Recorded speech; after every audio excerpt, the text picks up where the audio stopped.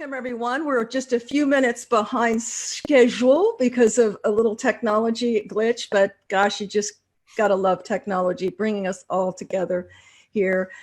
Welcome to episode, I want to say 6, and we've got Miss Jennie Norris with us. I'm going to give her proper introduction in a minute here, but just a little housekeeping on the back end from last episode.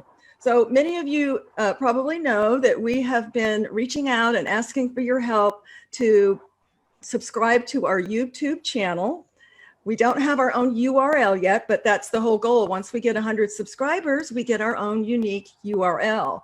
So I believe we started at 21 and we're at 45 or something.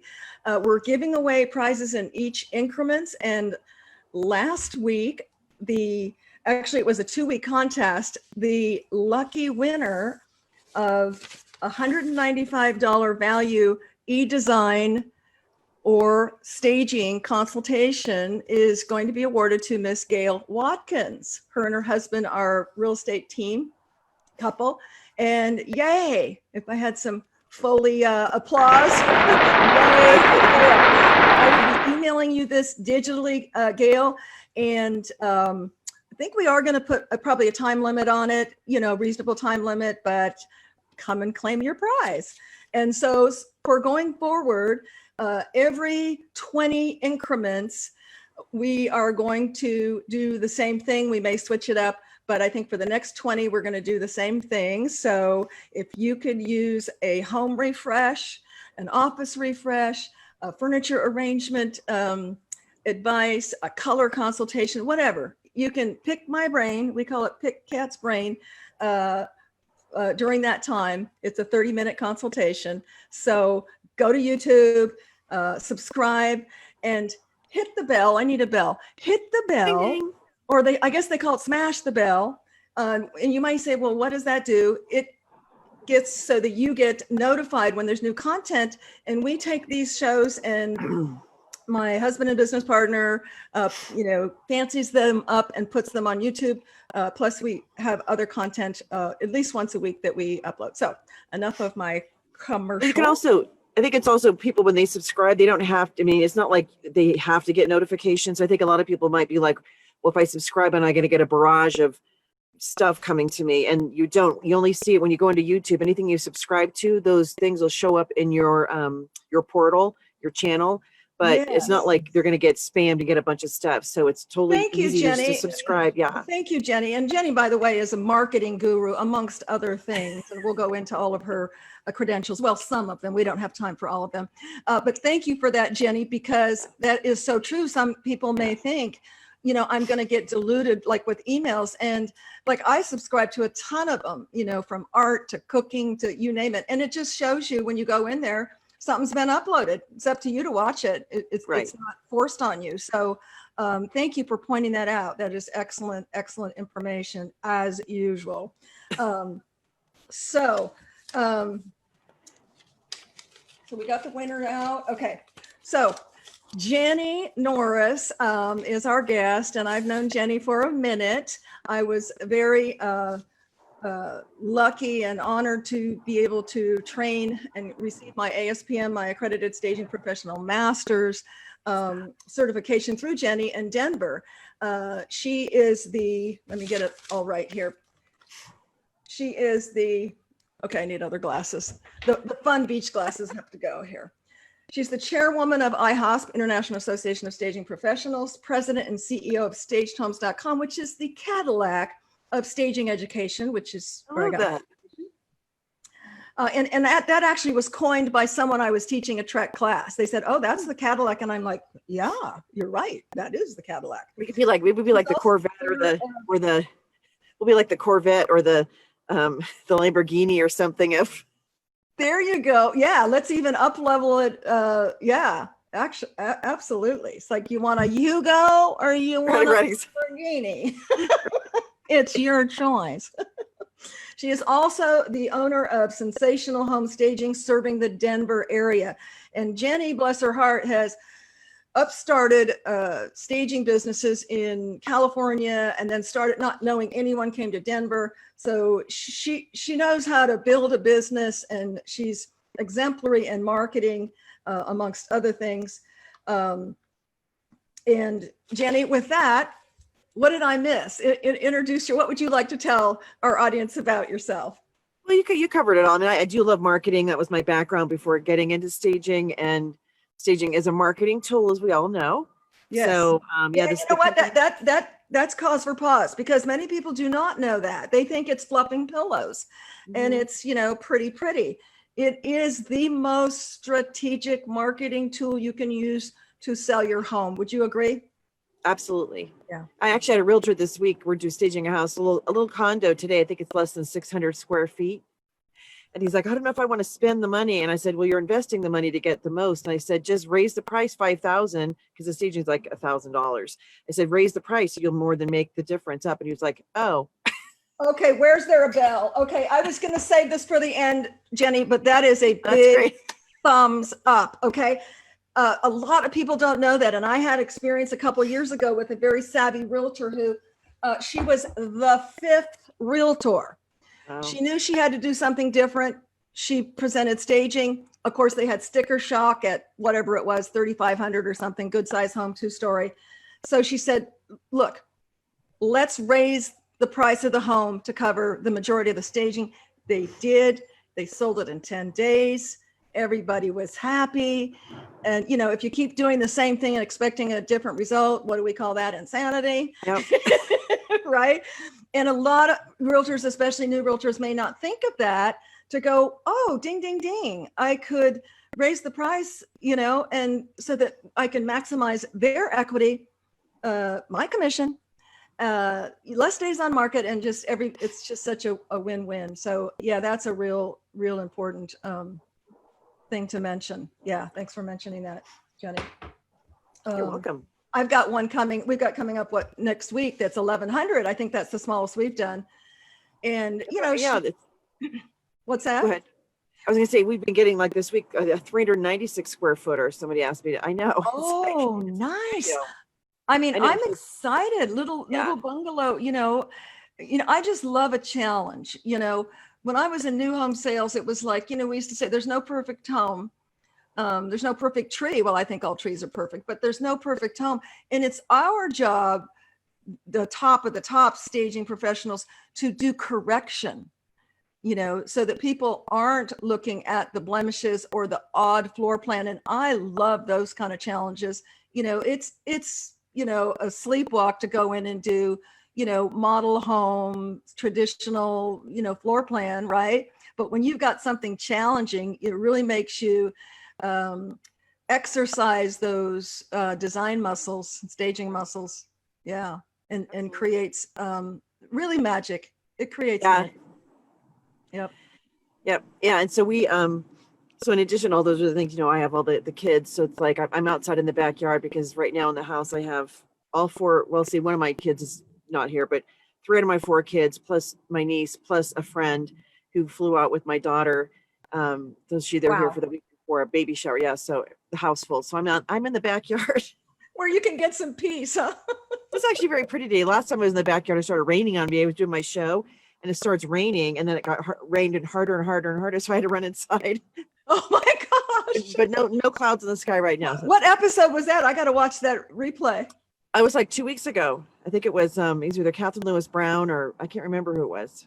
Oh, okay. I've got to like go and watch all the. Or Shay Kent. It could have been Shay. I had her on to talk about marketing and so forth. Yeah, so I've watched some of her podcasts or things like that. Really, really good info. So, okay, so we're at 10:20, and Jennie and I could chit chat forever. So we want to stay on point here. We've got some kind of talking points, but we want this to be conversational and informative for all things, not just real estate, which is why I named the show Kat's Home Chat Live, because really, one of my favorite movies, and tag the line, there's no place like home. Whether we're selling it or we're dwelling in it, there's really no place like home. And there's so many entities and facets and nuances and it's very complex, and I love the complexity of it. But it just evokes whether you're, someone's buying your home or you're selling your home or you're trying to fix up your space to live in your home. It's just, I don't know, magical. Okay, I'm gonna use that word magical again.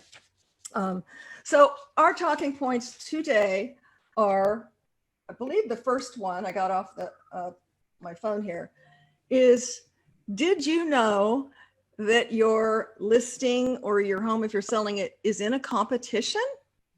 So Jennie, give us some talking points on that, because I think some people, come from a direction of, and I have a real estate background. I hold my real estate license, so I'm very familiar, 25 years. And I know, Jennie, I was reading your bio. I had no idea you had real estate licenses in multiple states. Well, I don't. I teach. I'm licensed to teach real estate courses in multiple states. Oh, gotcha. Okay. I was like, we never talked about that. Okay. Gotcha. Not a realtor. Don't want to be a realtor. John wears that hat. Wears it well. And Stephen. That's for John. Stephen, don't want to wear it. It's not nearly as fun. Yeah. Well, I mean, we are part of the real estate industry, which is why John and Jennie work so good and close together. And my background helps me to really understand the day in the life of a realtor.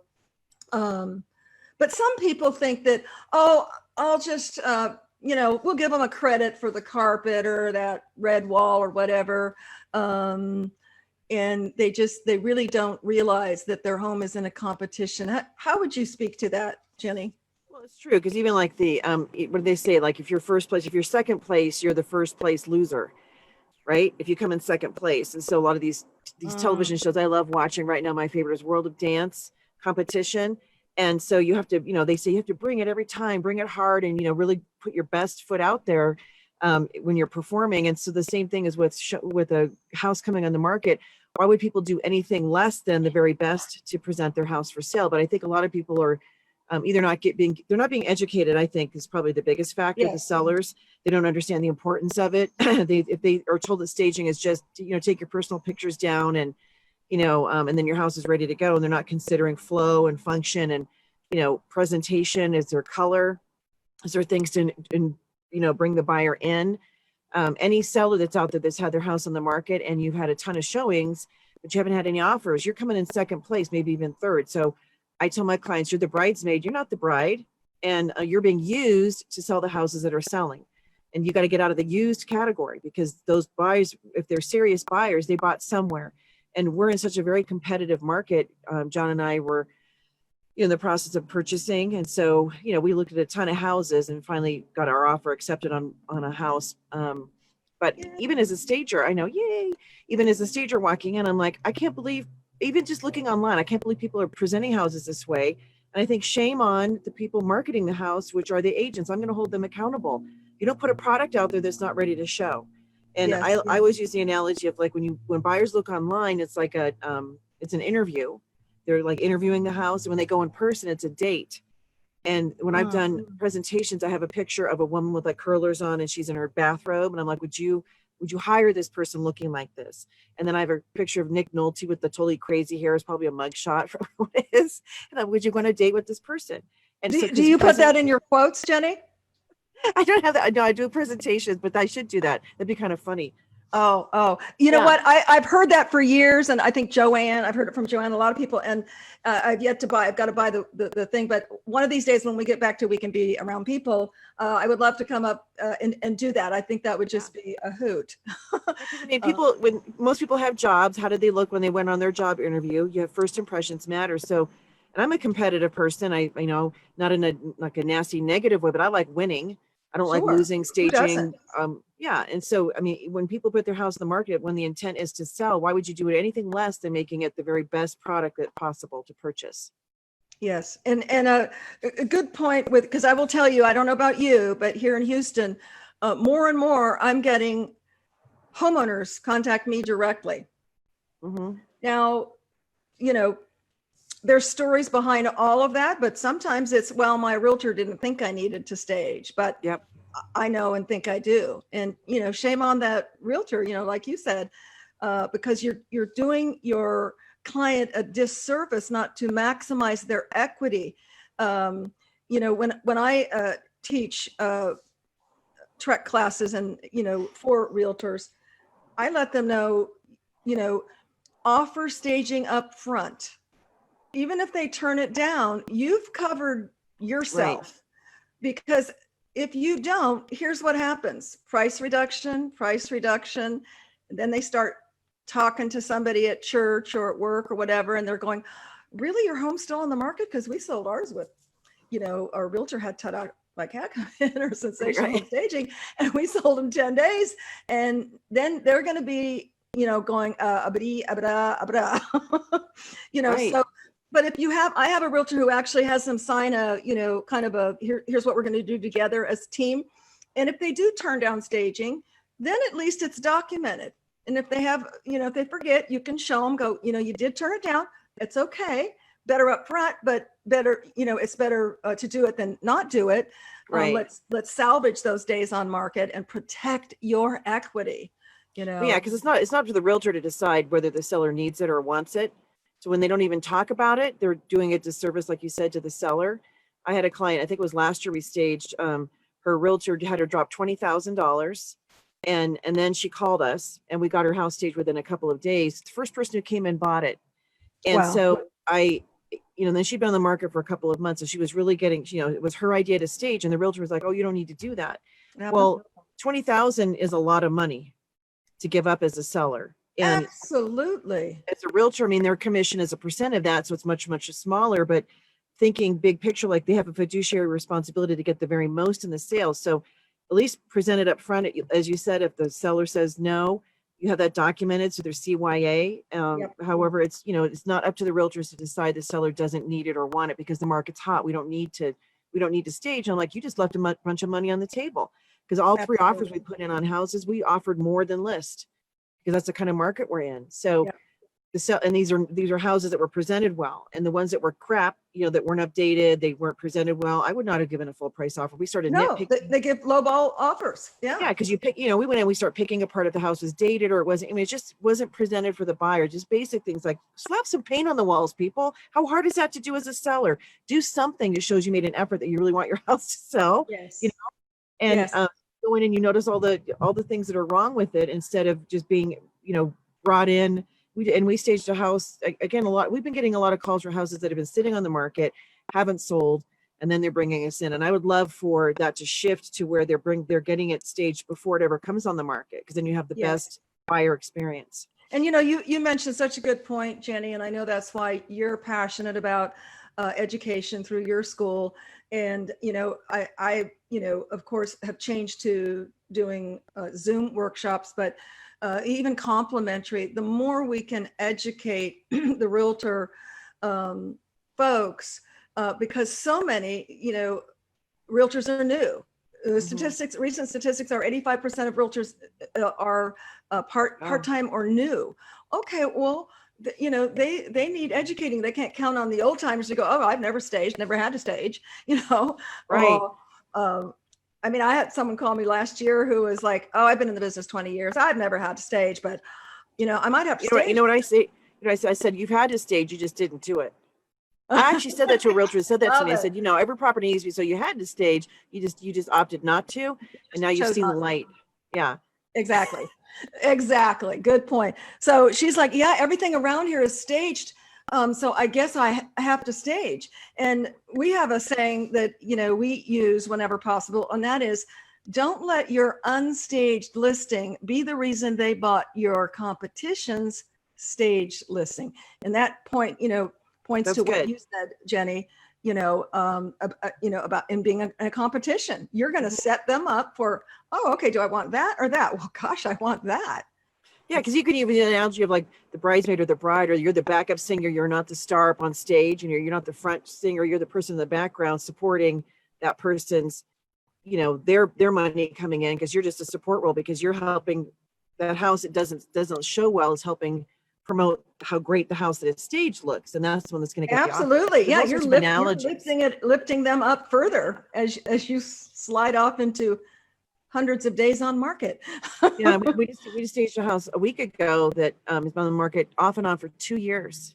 Wow. And I know, and it's a beautiful home. It's kind of out there. It's in a town called Elizabeth, so it's a little bit of a journey, but acreage and semi-custom. It was a former model of a builder that built these semi-customs. So the materials that are in there, you know how they put in like all the different elements so people could come see the model and make choices at the design center. So it has kind of a little bit of a mishmash, slate floor mixed with cherry wood, and so kind of unique, but their furniture was dated. And Right. so they decided, I think they're the ones that contacted me directly because they're like, or maybe the realtor referred them to me.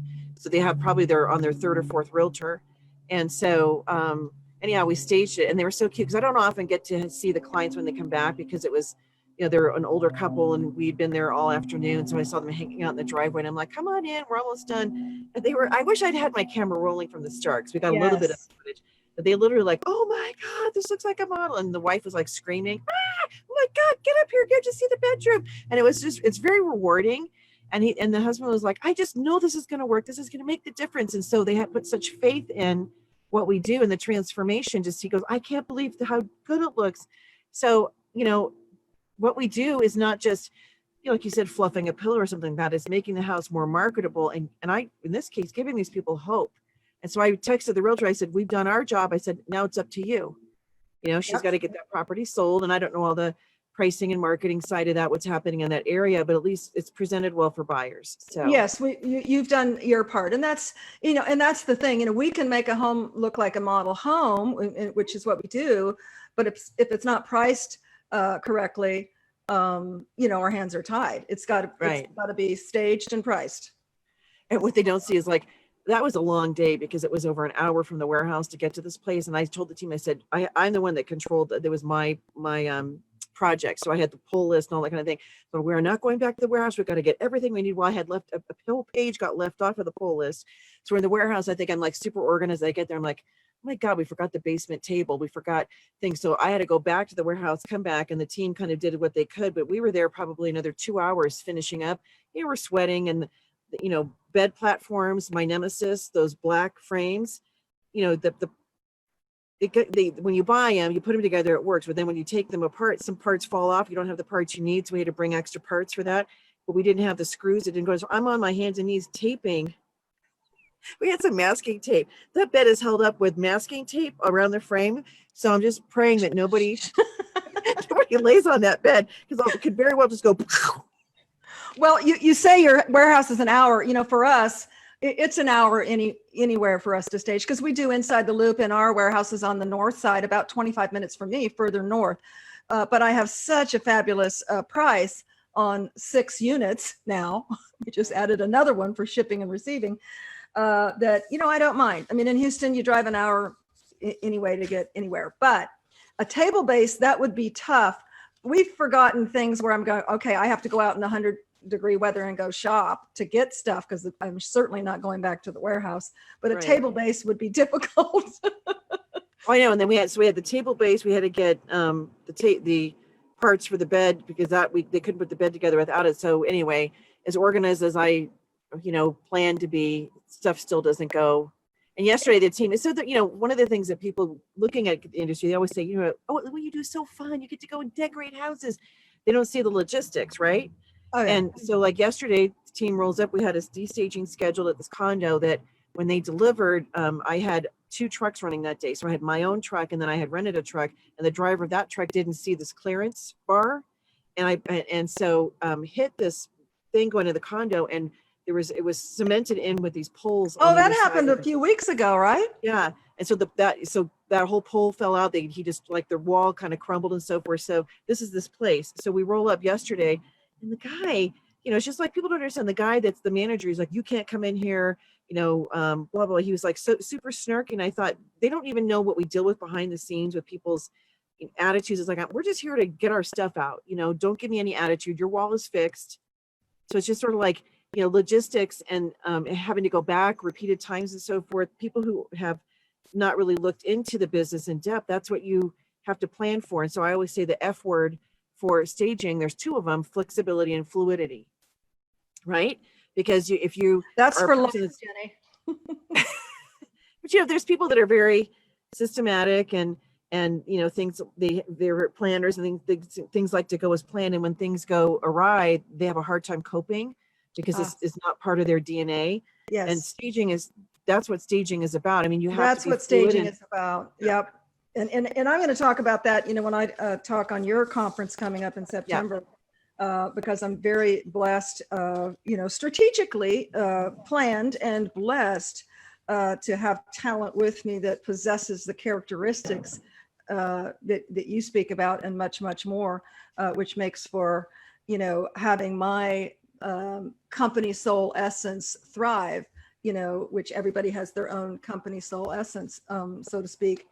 So Jennie, let's talk about statistics, because one of the things that I teach and espouse to is that, typically there's a right brain and a left brain, and I'm not going to say male or female because it crosses genders, but there's usually one that's like, oh yeah, I want to stage. I watch a lot of HGTV, and we got to stage. And then there's another side that's like, yeah, well, that's just a waste of money. Let's just put it on the market. It's not going to do anything. So I share in every one of my proposals or quotes, statistics to speak to the left brain, and pictures to speak to the right brain, before and afters. Can you share with us? I know you have published the recent National Association of Realtors, I believe was the source, right? For 2020 staging statistics. Do you have a little bit of information? I know it's really involved, and I actually share the whole report just to make sure there's something there for somebody. But what are some highlights on those stats that you'd like to share, Jennie? Well, yeah. So it's the 2020. That's the home staging industry statistics. God, I feel like that guy in the film with Dick and Jane, Jim Carrey. You can't say the word statistics. Easy for you to say. Name. Home staging industry statistics. So Jeff, you can cut that part out, maybe. Anyway. Nah, this is real. We're keeping it real here, Jen. So NAR has theirs. They come out with every 2 years. So 2021, they should come out with another survey, profile of home staging. It's a PDF. I'm amazed how many realtors have never even seen that. It's funny. When I mention it, they're like, what? Yes. And it's on their website. Yep. And so our survey, is the home staging stats. And what the differences are, they both have data on days on market and so forth.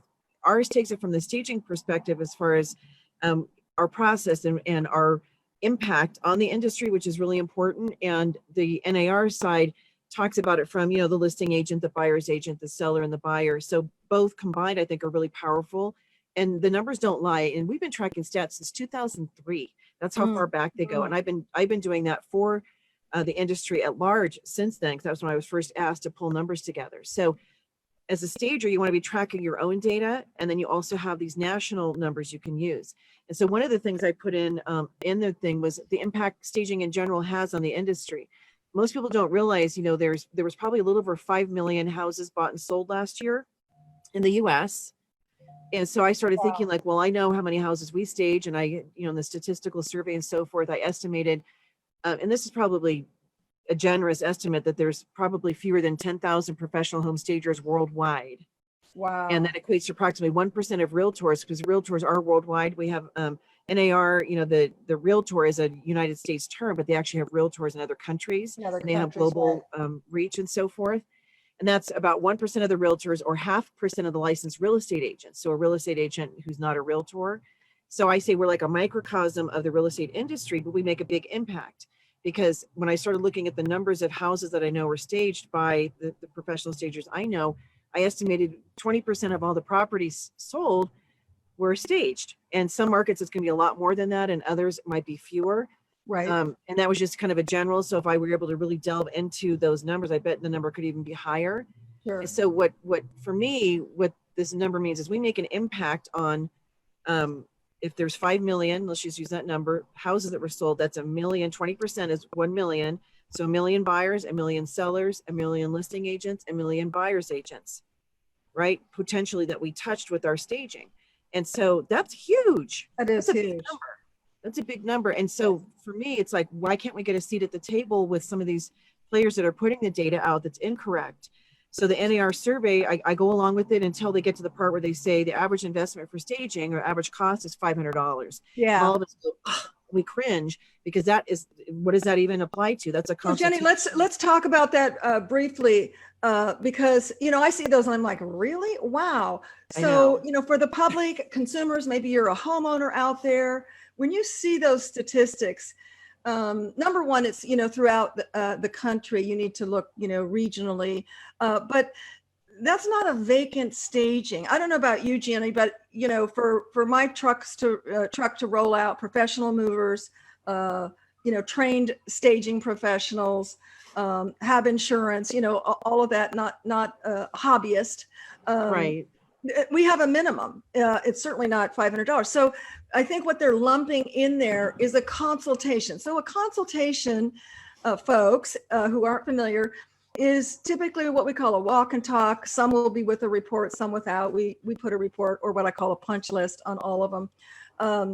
But that's going in and advising you what to do in the home to prepare it to appeal to as many people as possible. And it goes beyond, declutter, depersonalize. It gets into strategic furniture placement, removal, addition, et cetera. That would be a high end of a consultation. It's, for us, it's roughly, 1% of the square feet. Sometimes people do price point, but at 500, that would be, about a 4,500 square foot home walk and talk for us. Not a vacant, people. That's not going to a warehouse, sweating your butt off, pulling, creating a design, pulling everything, creating a palette, and pulling everything and getting it on a truck and installing it. That's certainly not. No. And in fact, and so that's very misleading. And that's why people will say, well, can't you do it? The expectation is you should do it for less. And pricing is such an important aspect of our business, and stagers that are in the industry, if they haven't been taught proper pricing, they probably are not charging enough. They're not looking at their profitability and so forth. And so it's up to us to educate the clients. So I did the infographic with the survey, and that's available on the homestagingstats.com. So it's a 34-page report. And then we also pulled out some individual graphics to talk about an average house sells, goes under contract 20 times faster than one that's not staged. Okay, an average house 30 times faster. Repeat that statistic, Jenny, please. So an average house sells 30 times faster, up to 30 times faster than a non-staged regular house. And the luxury was 20x. So 30x for the regular, 20x for a luxury property. So we're talking, and the data supports that. And these are houses, we looked at houses that were on the market, didn't sell, and then were staged. They got offers, and those that were staged from the very beginning and then got offers. Okay, so let me speak to that, Jenny, very quickly. I'm going to piggyback on that. So for people who don't understand the potency or effectiveness of a days on market, say, well, I've got time. I'm not going to spend $3,000 or $4,000 or 2,500, whatever. I don't need it to sell that fast. Okay, let me explain to you the result of that. Days on market is interpreted by the realtor who's representing the buyer for your home as a very critical point. The longer it's on the market without an offer and not going pending, there is a perception, if you will, that there's something wrong with the house. So after 30 days, I think is the typical barometer in most parts of the country, right, Jenny? That perception starts going down, and the subliminal, if not overt, thinking is, what's wrong with the house? Okay, I really like it. It's in the right area and this and that, and it's still available. Yeah, let's knock 20 off, or let's give a lowball offer. So, vacant homes have that same perception as an illusion of a distressed home that you had to leave really quick and you're paying double mortgages, as does a lengthy days on market. So right. Yeah, that's a really good point for people who don't because it's the desirability factor. So you're right, people think there's something wrong with it, or it's overpriced, so you're not going to get your price, and a price reduction is a loss versus the investment in staging is a tax write-off. It's considered advertising. Okay, so Jenny, I know you talk as fast as I do. That is key critical. Did you hear that, people? A price reduction is simply a big fat loss. Whereas the investment in staging, according to IRS Section 523, is a tax write-off. Check with your accountant. But Barb Shores worked very hard years ago to get that implemented into the tax code, and it is a possible tax deduction. So yeah, that's huge. And again, that's critical knowledge. I think with realtors can be so overwhelmed. You know, I try to share with realtors, learn a couple of things that feel good to you or easy for you to say, so that you can have the confidence in advising them to stage prior to going on board. You don't have to learn everything that, you know, we've taken years to learn here, but you know, if it's a tax write-off, number one, and some easy statistics too, those are two powerful punches right there. Right. And so the survey has information geared to target our clients. So realtors, sellers, builders, investors. So there's information for them, but there's also information that stagers can use for their business to also use to educate other people. So one of them I put together, and to my knowledge, I don't think it exists anywhere else, but it's the home staging consultation process. So there's 13 steps in a consultation, and then there's also 16 steps in a vacant. So when people say, well, you know, when they don't understand, when we toss a number out to them, they don't know the whole process because they're not in our industry. So they think like, why am I being charged X amount of dollars? So you have to educate them about the consultation. It's not just I show up at your house and I give advice. I mean, it's, you know, 13 different steps we go through in that process. Realtors trust us to take them out of the hot seat.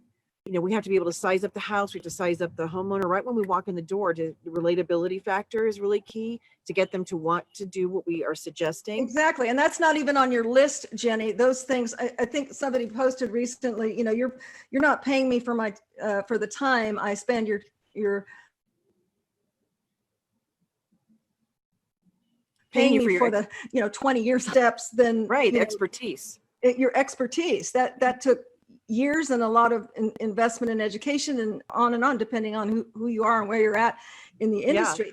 Yeah. You know, one of the common things, and I'm sure that you've run across this, Jenny, is I hear this practically every week is, okay, well, you know, if we sell the home like the first week, do we get a reduction or anything on that? And I said, no, but guess what? I won't even charge you extra. Right. Because I did my job. So, and then, you know, so that's a little levity that I put in there. But the reality of it is that you've got to educate them. Well, Mr. and Mrs. Seller, client, et cetera. What most people don't realize is that probably 85% of the work is done before we even come in on install day. And Let me just break that down for you. Starts with a preview, then it starts with the design, then a color palette, then organization, then sweating in the warehouse and picking everything. You know, I mean, it goes on, and I think you could even elaborate that to even more than 16 steps. I probably could, but the majority of it's done before installation day. Yeah. And this clients see like maybe they see it 1 or 2 steps. They see the finished product. They might be there when we're picking up or something like that. But for the most part, they don't see all the work that goes into it, and the TV shows don't show it either. So then the idea that staging should be cheap, that's where they might get that notion. So it's up to us to educate our target audience. So statistics, they're based on data. It's not just pie in the sky. They're not made up. So if you have an analytical person you're dealing with, is like, show me the data. We got the data. One of the things, the other key things we pulled out is that staged properties sell for up to 20% more than those that are not staged. And that's the same number that NAR found in their survey. NAR has, 50% of buyers are willing to pay more for a property that's staged. I mean, to me, it's like, it's a no-brainer. It's a no-brainer. I know 81% of buyers say that it's easier for them to visualize a staged property as their future home than one that's not staged. So all this data is out there. So then to me, it's like, and I don't mean to be like super blunt, but you know me, Kat, somebody who sees all that data and decides not to, they're an idiot. It's like, why would you leave money on the table? Seriously. Exactly. Right. And then a realtor who doesn't promote staging goes, oh, we don't need to do that, because they're just thinking short term. Yes, your house is going to get an offer. You could sell for even more. And I'm telling you, getting a seller an extra 5,000 or 10,000, that's huge to them. That is huge. And, I'm sorry. And I love all my realtor partners, but I of course love and adore more the ones who know the value of staging. And I'm sorry, but you are doing your client a disservice, and you are like you said, stupid. I'm going to say another negative word. I'm sorry, but you're lazy. Yeah. You are lazy. If you hear this information and you still, do not present it, you're lazy. And I understand you may be timid. I taught quite a few classes last year, and I would go around the room. Sometimes we'd have as many 40 agents in a room. When we had smaller, I would ask, what would you like to get out of the class today? A resounding, to the majority of them, I'd like to know how to talk to buyers or to sellers, Right. to get them on board with staging. So I understand. I know lazy is a strong word. That could be coupled with, I'm just timid. I don't know. Or fearful. Yeah, I'm fearful. I don't know how to say it because I'm afraid I'll lose the listing if I ask them. So here's my message to you, realtors. You start spending money the minute you sign an agreement. When I was actively pursuing real estate, now I just do family and friends, I would sit across the table and say, as much as you're interviewing me, I'm interviewing you too. And the reason being is we need to see that we're both on the same page, because the minute you sign a contract, I'm going to start spending money on flyers, on marketing, on open houses, etc. So if we're not on the same page, we may not be a good fit. And many may not be that confident to say that. So create yourself a tool. I believe marketing, staging is the most marketing or strategic marketing tool you can do. That would be an easy one to remember. Mm-hmm. And have a cheat sheet where they sign it or initial it. But you got to present it. People don't know what you don't tell them. Right. They don't know. And I think a lot of people come, especially occupied houses, they come from a place of perhaps fear of telling sellers things that are wrong with their house. And staging to some degree, it's not rocket science. Some people can walk in, you can see things are cluttered, there's too much in a space. The realtor, you want to take yourself out of that role because you don't want to be seen as a critic of the property to the seller, because then the seller's going to think, you don't even like my house. Why would I want to list with you? And so some realtors start saying things too soon. They don't have the listing yet. You want to pull yourself out of the equation of being the one telling the seller, let us be the bad guy, right, Jenny? Yeah, because you can risk the listing. I just went through this experience with one of the agents I work with where they didn't allow me to be that person. They started kind of managing that process. And so when the seller, got frustrated or what have you, all the blame went on the realtor. And so I said, you have got to let me be the one to take that, because they could have deflected things to me, and I can take the heat. I'm not tied to the sale of the home. And I could, smooth things over. And I come from a position of because I'm not earning money on the sale of the house. Sellers will listen and understand, like I'm not this is all for your benefit. I don't make anything more than what I'm being paid for the consultation. Exactly. And Jenny, I've had realtors who said, on a walk and talk, Kat, I asked her to do that and she rolled her eyes at me, but she did it for you. That is a prime example of, they'll listen to the professional stager because of that involvement. It's a different position. One of the things that I teach realtors is, and it's very easy, just a one-liner, and right when at the get-go, walking into a home. Thank you for inviting me into your home. Now I'm going to point out some things, and it's strictly for you to sell, appeal to as many people as possible and sell your home as quickly as possible. You do want that, right? Get them to shake their head. I do. Yeah. Great. Okay. And I think that lets them know, okay, I'm not here to criticize, all your crosses or all your pictures or, whatever that you have that's personalized. You're there to get the same result as they want. You want to sell your home as quickly as possible for as much money as possible. Correct? Great. I'm going to help you do that. Yeah. And then Jenny, I could talk to you for the next 2 hours, but I want people to, I don't know who we have left on here, but I want to leave at least 5 minutes for questions. Sure. I want to hit the last bullet point. I might not have put it on the flyer, but I did put it on one of the posts.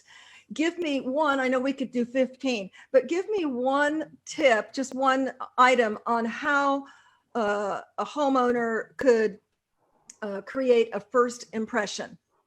Just whatever, random, first impression. So I don't think I read the flyers. My mind is thinking of like first impression when people walk in. Well, one of the biggest thing, clean your house. I think that's probably one of the biggest Clean things. your house. Make Okay. sure the house is very clean and pulled together, tidy, clean. Because Tip clean. yeah, because people, when I walk in, I feel like if the house is it's not grimy. Like if you walk in these houses, then they're just gross. And like nobody took care of this place. I don't want to buy a project, and so that's probably one of the biggest things homeowners can do in addition to staging. And that's what the first C of staging: clean, clutter-free, and color. Add or remove color. Yep. The cleaning the three house. C's, Yeah. Clean, clutter-free, and color. And a stager can help you Right.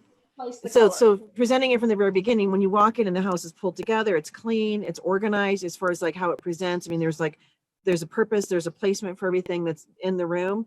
Then you feel like it's presented well for the buyer walking in. And it's welcoming. And I'm going to piggyback on the welcoming. One of my pet peeves, Jenny, is it actually starts from the exterior, as you know, and the front porch, the door, etc. So one of my pet peeves, and I am now actually providing them for all of my vacants, is to have a new welcome doormat sign. I don't know if you can read that. Yeah. Hello there. It's really cute. This is actually mine. This is mine. I just bought. Yeah. Welcome mat.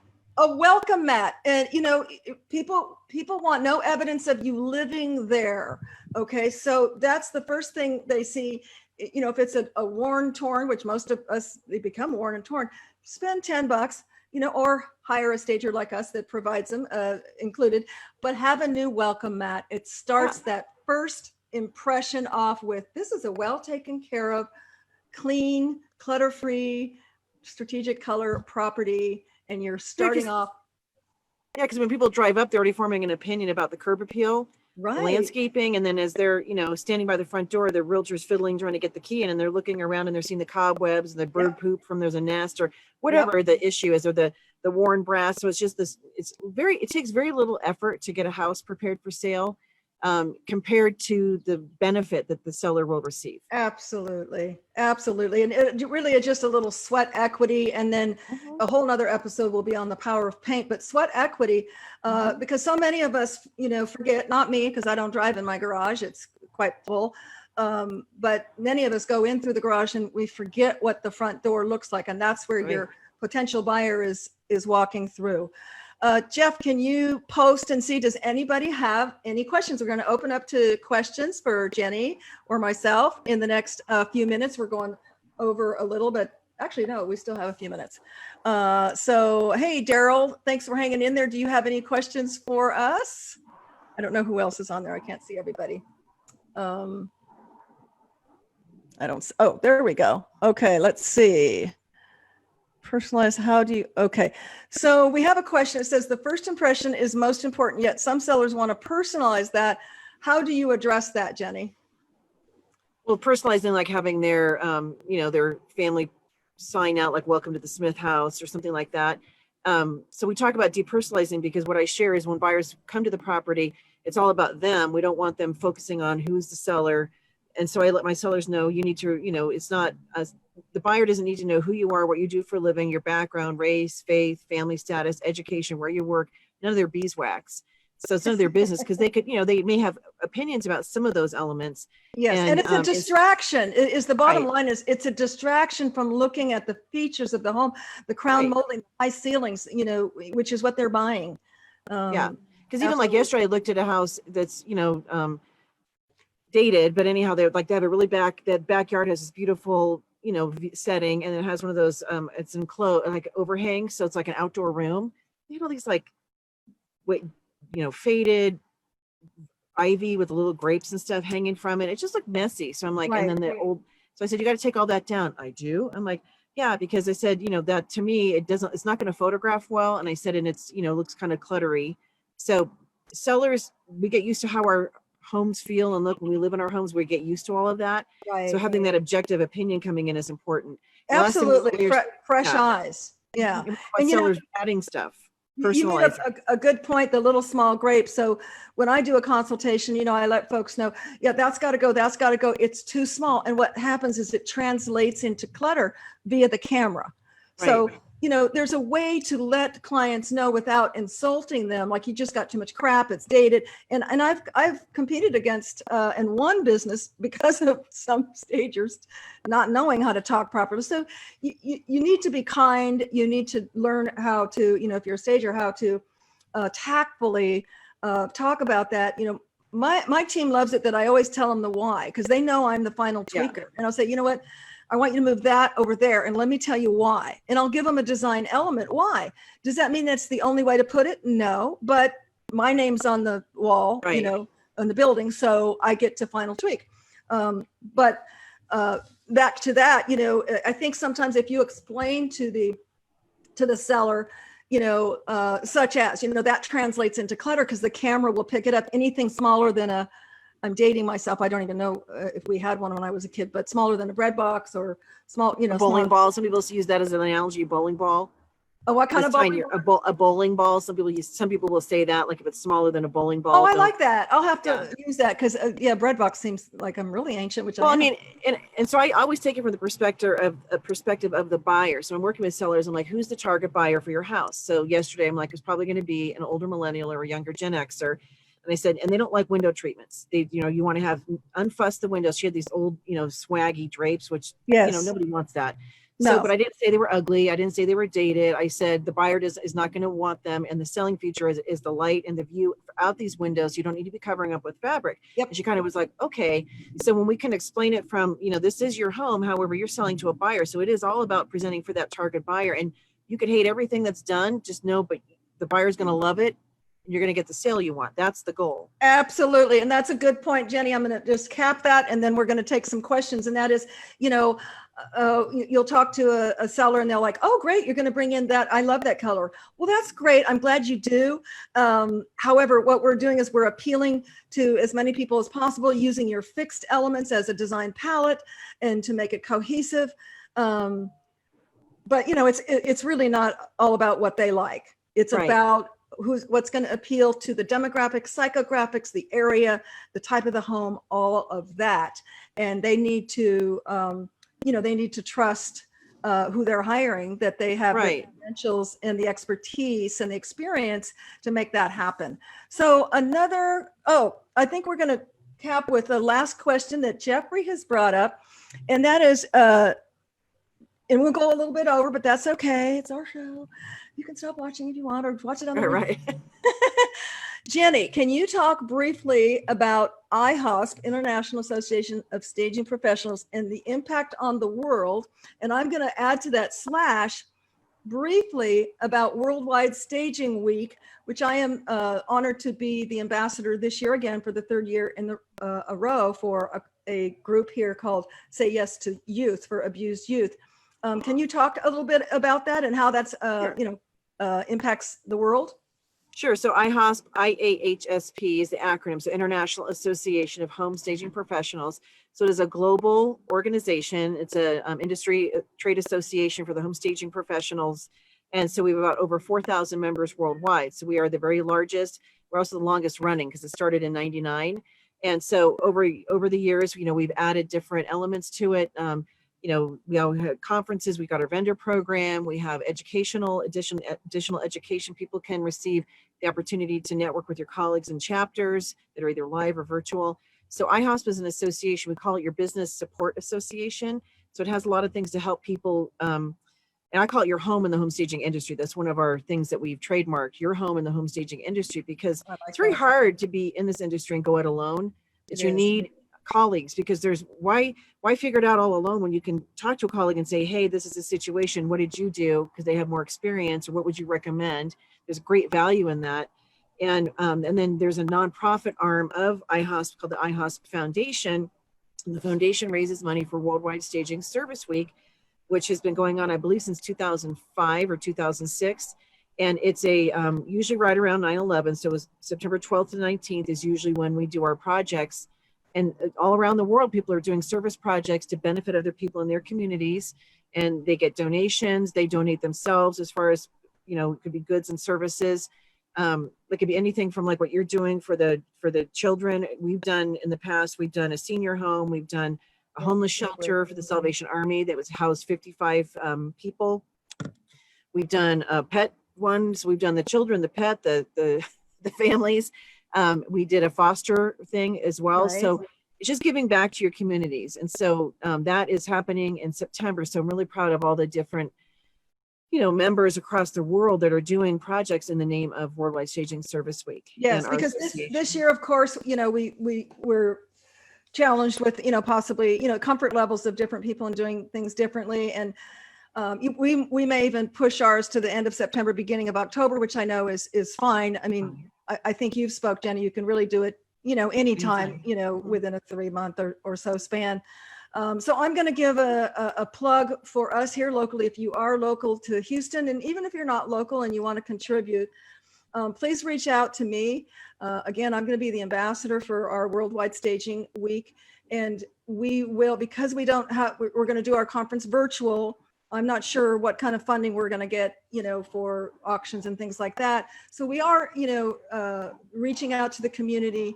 We'll be doing an assessment next week to see what the needs are. And this organization, Say Yes to Youth, has been going on for over 30 years. They are building bungalows to expand. These are abused children in many different capacities, from sexual to physical abuse, et cetera. We are going to be looking at their offices. That, I guess one of the ladies that work there said, gosh, when I come to work, it's like being in a prison. And I'm like, oh, that breaks my heart. So we want to change that. And because it's a facility that they have their offices, but there's also a gathering area, I think a community area, and some offices where families, youth get counseling. So we want to beautify that space and give back to the community. So if it's in your heart, you can donate cash. We'll have Venmo set up. You can donate, we'll send out a needs list if there's things that you would like to donate. Even stagers, in our chapter, out of our chapter, who have a surplus inventory that would, be needed on our needs list. Everything will be welcome, and we'll be documenting it and sending out more information. It's all tax deductible because it is a nonprofit. So we have the nonprofit EIN. It's all legit. The nonprofit was set up in 1999, so it's been around a long time. And so, actually, maybe 2005. Excuse me. What was the iHouse Foundation? So it was probably early 2000s. But anyhow, we have the EIN number. It is a 501c3, so it's all legit. Yep. So anything. Yeah. So you'll all get tax letters and so forth for you to write off. Anything that you donate is absolutely 100% legit. And I'll give a plug for our conference. So we have a conference coming up end of September for iHosp. So it's a virtual live conference. It'll be the 29th, 30th, and October 1st. And so we have 3 keynote speakers that we've paid money to. So it's not a free event because there's no value in free. You have to, anything worth having, you're going to be investing in, whether it's a small amount. So it's only $275 for the ticket if you're an iHouse member. And if not, it's $425. And that includes a year of membership, which other groups don't provide that. They make you pay more, but you don't actually get the benefit of membership. And so we do allow that and, welcome everybody, but we have really great education and a new designation being issued. We're the only association that actually gives credentials at our conferences. We've done this for years. So this year is going to be the iHouse Cultural Diversity Expert, CDE. And people that, if you're in an area where there are different cultures, you go to someone's house to do a consultation or something, and they have things you don't understand or recognize from their faith or just how they live, it can be awkward to understand, but also, advise them why they need to remove things, or even in interacting with them, their reactions and responses are very telling. We take it from our own perspective, not understanding that and I'll use the one, I think this is correct, but the Chinese culture, if they're chatting a lot when you're there to each other in their language, we think that's good that they're talking and sharing, and that's actually not good. And I think it's culturally, if they're quiet or whatever, that's actually better. So these little nuances that you need to learn from that perspective, plus just the whole thing that's been happening the last few months with diversity and inclusivity, being able to have that and incorporate that in your business, I think is super important. So that's on the 3rd day. You get a lot of value for volume, and we're producing it in a way that no one else has done. So it's gonna be very unique and different. It'll be, high energy. It's not just looking at a talking head on the screen. There'll be more interaction and so forth. So, it's not as much work as to pull together a live event, but it's still a lot of work behind the scenes to make it happen and to make it something that people want to attend.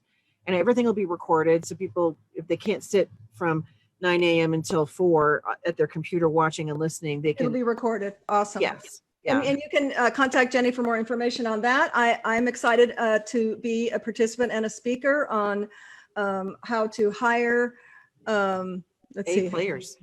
Yeah, what did I call that? How to? I think you said how to hire A players. Hire, inspire a dream team, which I do have. Oh, yeah. Thank you, all my dream team. So we're going to close. Thank you so much. You're welcome. Jenny. And anybody, if you're watching this on the replay, which most of you do, we typically get over 1,000 to 2,000 views, and most of it's afterwards. You know, ask questions, because I go in and I answer, and I know Jenny will as well. Any questions or comments, we're going to respond. We want this to be very interactive. So I'm going to leave you with our standard, and that is stay positive. That's good. Stay hopeful and stay connected. I'm so blessed that we can connect this way.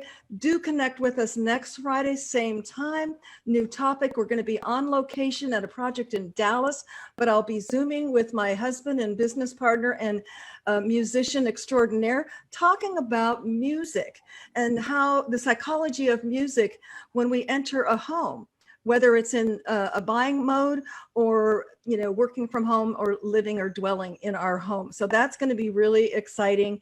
We're going to take it on the road as we do a wonderful project in downtown Dallas.